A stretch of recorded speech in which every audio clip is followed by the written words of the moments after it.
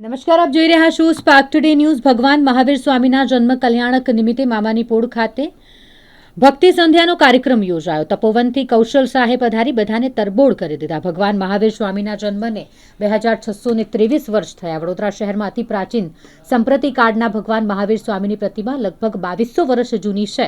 તે પ્રતિમાને સોના અને ચાંદીની ગિનીથી આકર્ષક અંગી કરવામાં આવી। જેને જૈન અગ્રણી દીપક શાહે વધુ માહિતી આપતા કહ્યું કે વર્ષોની પરંપરા મુજબ સાંજે સરસ મજાની ભક્તિ સંધ્યાનું આયોજન થતું હોય છે। આજે તપોવનની એવા કૌશલ શાહ ખાસ મંડળી સાથે પધાર્યા અને ભગવાન મહાવીર સ્વામીના સ્તવનોની રમઝટ બોલાવી બધાને ભક્તિ રસમાં તરબોળ કર્યા।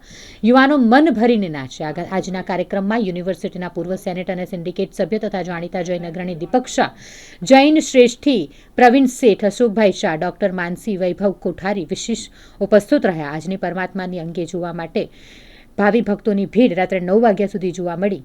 મામાની પોળ યુવક મંડળના કૌશલ શેઠે વધુ માહિતી આપી હતી।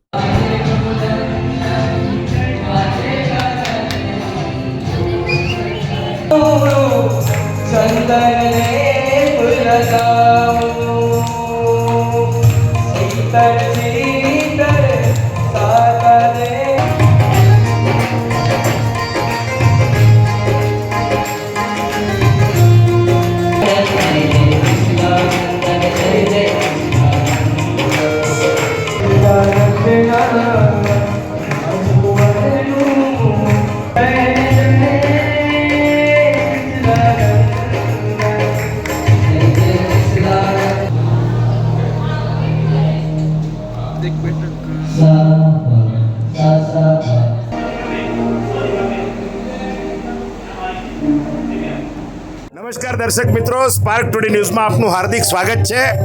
અત્યારે આપણે જ્યાં ઊભા છીએ તે ભગવાન મહાવીર સ્વામીનું જિનાલય છે। આ જિનાલય લગભગ 90 વર્ષ જૂનું છે। એના પહેલાં પણ આ દેરાસર હતું, પરંતુ જે જીર્ણોદ્ધાર થયો છે તે 90 વર્ષ પહેલાં થયો છે। ભગવાન મહાવીર સ્વામીનું મુખ્ય જેને કહેવાય કે મૂળનાયક હોય તેવું આ એકમાત્ર વડોદરાનું સૌથી પ્રાચીન જિનાલય છે। અને આ જિનાલયમાં જે પ્રતિમા છે પરમાત્માની એ 2500 વર્ષ જૂની છે। આપણી સાથે યુવક મંડળના હેમેન્દ્રભાઈ શેઠ છે। આપણે હેમેન્દ્રભાઈ સાથે વાત કરીએ। આજે જે ભક્તિ સંધ્યાનો કાર્યક્રમ અત્યારે જે ચાલી રહ્યો છે એમાં કોણ પધાર્યું છે અને આ મંદિરનો શું ઇતિહાસ છે? જય જિનેન્દ્ર, મારું નામ હેમેન્દ્ર શેઠ છે। મામાની પોળ યુવક મંડળ તથા સંઘ તરફથી હું આપ સૌનું અભિવાદન કરું છું। આજે ભગવાન શ્રી મહાવીર સ્વામીનો 26મો ને 23મો જન્મદિવસ છે। આજે પૂરું વડોદરા અને હર્ષોલ્લાસથી ઉજવી રહ્યું છે। સવારમાં 8:30 વાગે નજરબાગ માંડવીથી એક ભવ્ય શોભાયાત્રાનું આયોજન કરેલું હતું અને એ શોભાયાત્રામાં જોડાયેલા દરેક યાત્રિક, દરેક ભાઈઓ તથા બહેનો અત્રે મામાની પોળના જિનાલયે કે જ્યાં મહાવીર સ્વામી ભગવાનની સંપ્રતિકાલ મહારાજાના સમયની એટલે કે આશરે 2200 વર્ષ પહેલાંની પ્રતિમા બિરાજમાન છે।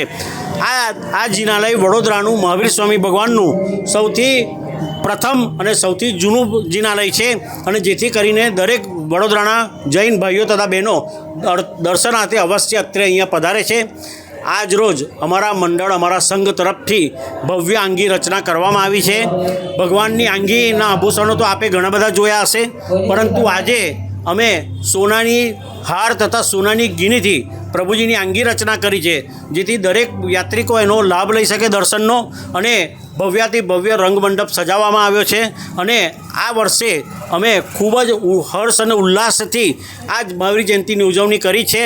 અત્યારે જે ભક્તિ સંધ્યા રાખી છે એમાં કોણ પધાર્યું છે? અત્યારે સાંજે અમે ભક્તિ સંધ્યાનો કાર્યક્રમ રાખ્યો છે। એ ભક્તિ સંધ્યામાં તપોવની કૌશલભાઈ શાહ એમના મધુર કંઠે ભાવનાની રસથાળ અમને પીરસવા માટે પધાર્યા છે। આ કૌશલભાઈ શાહ એટલે કે જૈન સંસ્થા દ્વારા ચાલતા તપોવન સંસ્થામાં ભણી ગણી અને બહાર આવ્યા છે અને અમારી તપોવન સંસ્થાના સંસ્કાર એવા છે કે આજે એ આવા ભક્તિ સંધ્યાના કાર્યક્રમો આપે છે જે સંપૂર્ણ જૈન વિધિપૂર્વક હોય છે અને જૈનાપૂર્વક હોય છે।